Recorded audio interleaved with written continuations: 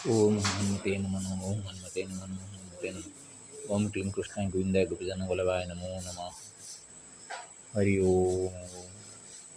श्री संकटमोचन महादेव। ओम राधा कृष्णाभ्य नमो नमः। गोविंदाय गोपीजनवल्लभाय नमो नमः। स्वागतम सर्वेषां।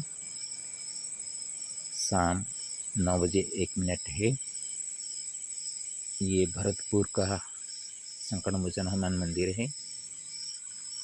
19 अगस्त 2024 बलराम जी का जयंती उत्सव है। सोमवार है, श्रावण महीना का अंतिम सोमवार। यहाँ पर आकर एक रचना लिखा हूँ। भरतकूपात भरतपुरम।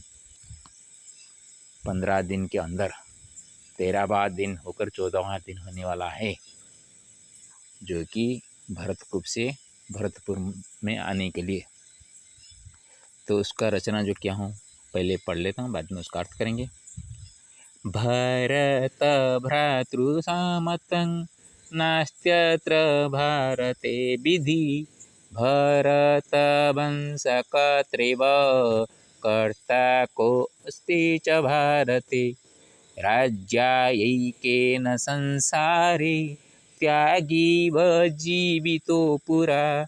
राज्यशासनकर्तृव भारतनामधारकः। तथापि भारतराष्ट्रे विसङ्गतिश्च विराजते। तादात्म्यभाववैराग्यं मूढमत्यां विराजते। कूपमण्डूकवत् कश्चित् करोति ज्ञानदर्शनं। कुत्रापि गमनायात्मा तस्येच्छति न च कदा।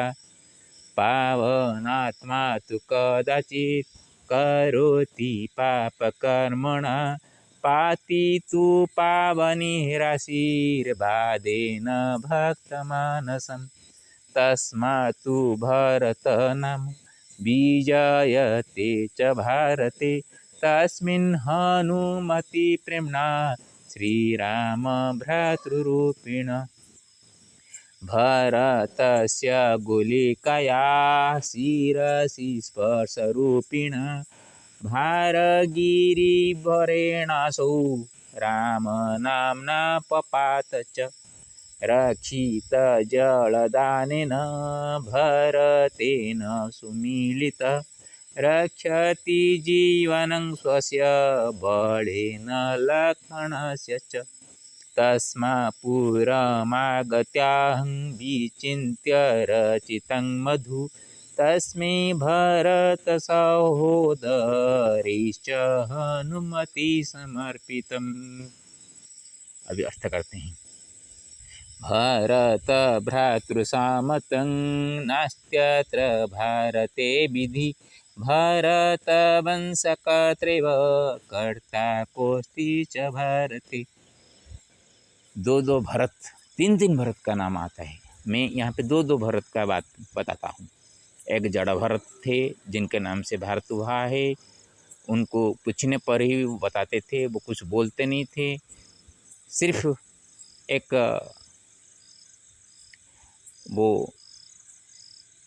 एक छोटा सा हिरण को वो पालते थे। उसके प्रेम के वजह उनको हिरण का रूप धारण करना पड़ा। मुर्गुणी संकट से भगवान उसको बचाए थे। एक तरफ आग है, एक तरफ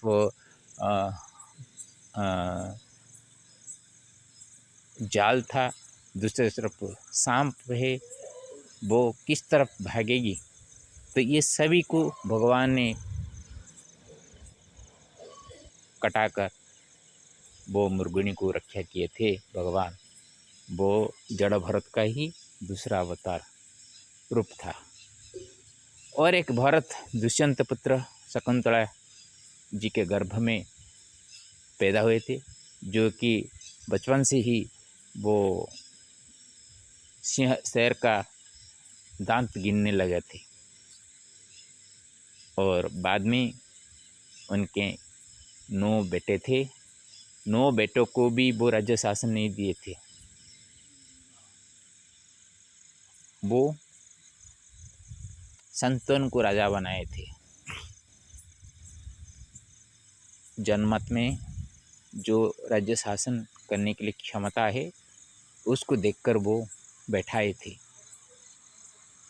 भरत से भारत बना है और भरत वंशज जो है उनको भी भारत कहा जाता है।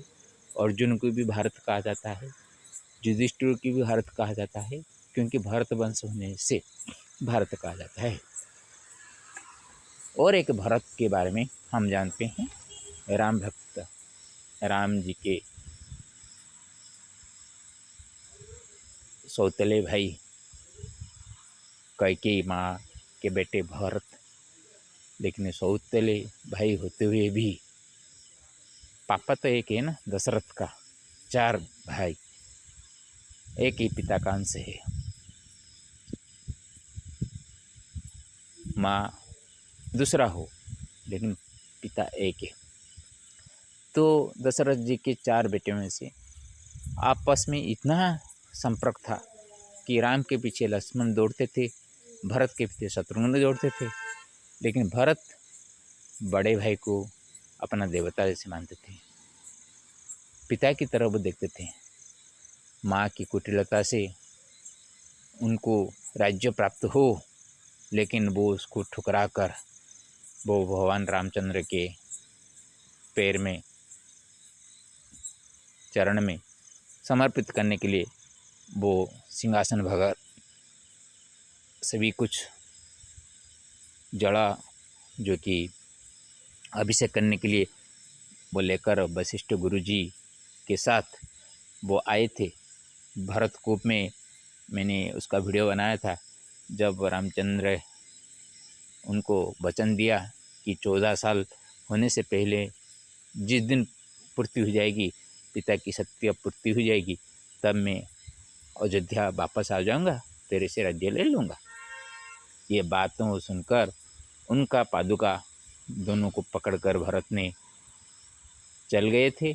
और उसी वक्त जो अभिषेक के लिए जो सभी जो पवित्र जल लाए थे वो सभी एक कुएं में उसको डालकर चले गए थे, जो कि भरतकूप के नाम से प्रसिद्ध है।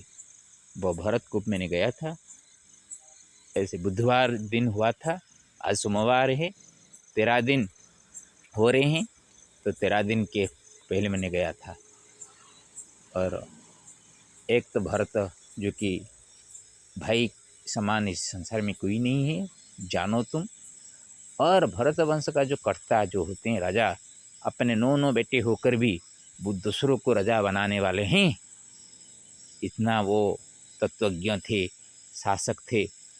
परिवारवाद की बात अभी छिड़ा जाता है, वो एक राजा होकर उनके बेटा होना चाहिए राजा, फिर भी उसको वो नकारा कर वो संतों को राजा बनाया था। राज्यायिकेन संसारे त्यागी व जीवितो पुरा, राज्य शासनकर्तृव भारत नाम धारक।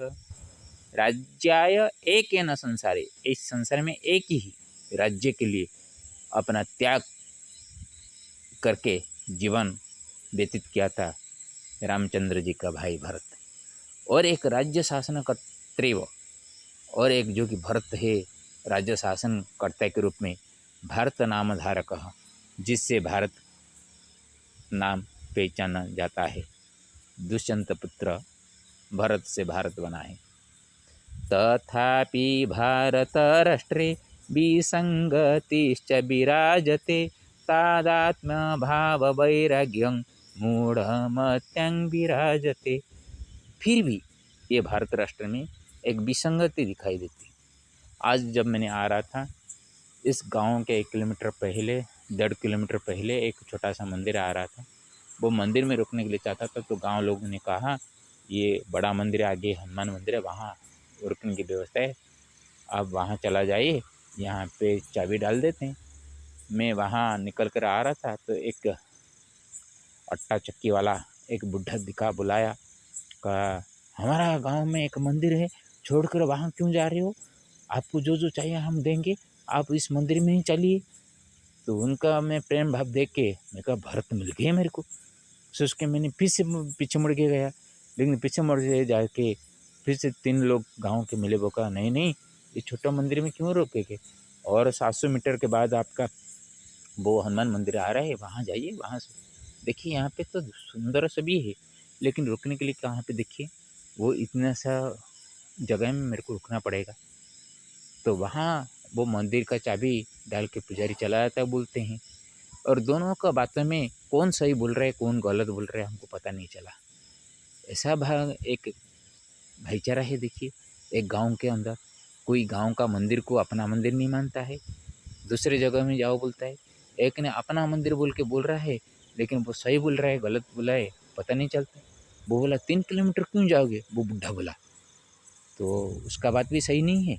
जो 700 मीटर बोल रहे थे उसका बात भी सही नहीं है, क्योंकि ये 1.5 किलोमीटर से ऊपर होगा ज़रूर, 3 किलोमीटर नहीं है, 1.5 किलोमीटर ज़्यादा होगा। उसका मतलब जो बाइक वाला बोला वो भी 700 मीटर बोला, 700 मीटर भी सही नहीं है। तो इसी में विसंगति अलग प्रकार का सभी रह जाता है, कोई सही नहीं बोल पाता। आज के ज़माने में सभी अपना अपना बातें रखते हैं, और उसमें से कुछ सच्चाई होती है और कुछ झूठ भी होते हैं। तादात्म्य भाव वैराग्यम मूढ़मत्यं विराजते। मूढ़मत में तादात्म्य भाव का वैराग्य रहता है। जो जिसी भाव में, गाँव का हमारा मंदिर है, हमारा गाँव का मंदिर, बाबा क्यों बाहर जगह में जाएंगे, कोई चाबी डाल रहे है उसको मना करेंगे, भाई आज एक रात वो बाबा यहाँ पे सोएंगे, चाबी खोलो, बोल सकते थे। अपने गांव के मंदिर के प्रति उनका इतना झुकाव नहीं। कूपमण्डूकवत् कश्चित् करोति ज्ञानदर्शनं कुत्रापि गमनायात्मा तस्येच्छति न च कदा।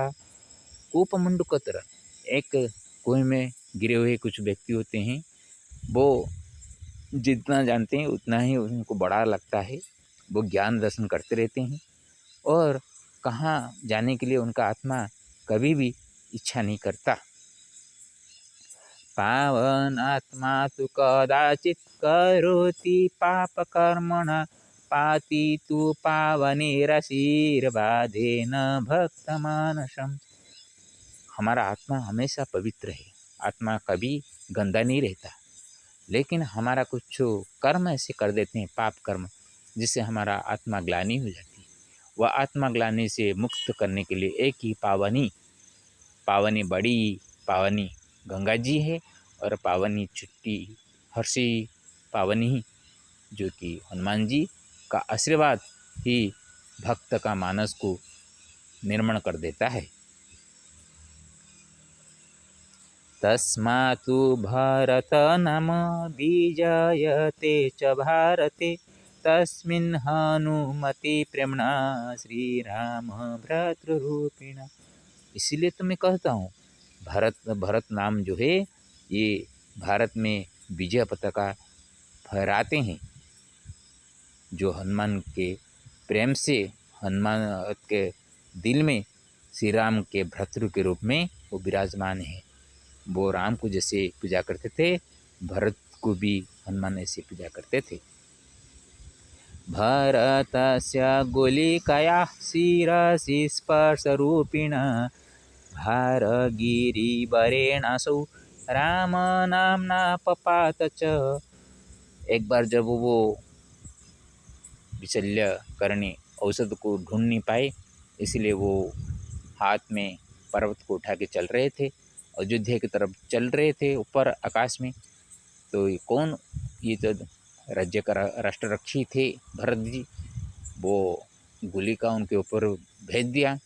उनको सर पे जब लगा, माथे पे लगने पर वो हा राम कह के नीचे गिर गए, और मूर्छित अवस्था में सिर्फ राम राम बोलते रहे।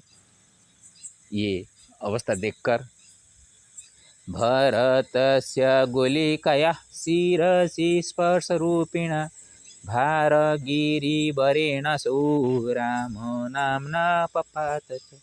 रक्षित जलदानेन भरतेन सुमीलित रक्षति जीवनं स्वस्य बलेन लक्ष्मणस्य च।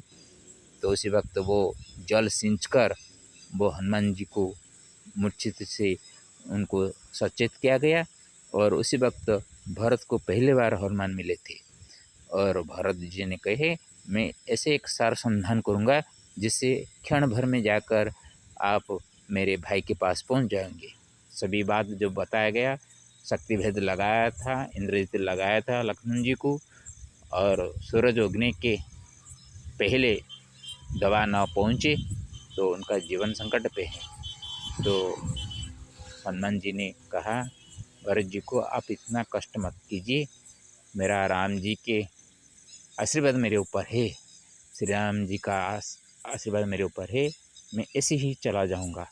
तो अपने स्वबल से वो फिर से उठकर जय श्री राम करके ऊपर उठे और सूरज उगने से पहले वो पर्वत जाके लंका में रखे और वहाँ से विशल्यकर्ण उसको लेकर सुसेन वैद्य ने लक्ष्मण जी का चिकित्सा करके उनको जीवन दान दिए। तस्मात् पुरमागत्याहं विचिन्त्य रचितं मधु तस्मै भरत सहोदरीश्च हनुमति समर्पितम्। इसलिए इस पूर्व को आने के बाद मैं सोच समझकर क्या करूं, कैसे रचना करूं, ऐसे करके ये रचना किया हूँ। रचना करते करते मैंने इस भाव में जो रचना किया मैं हनुमान के श्री चरण में उसको समर्पित करता हूँ। ओं हनुमते नमो नमः, ओं हनुमते नमो नमः, ओं हनुमते नमो नमः। उनका बंद हो रहे हैं कपाट, सुना ले जाना पड़ेगा।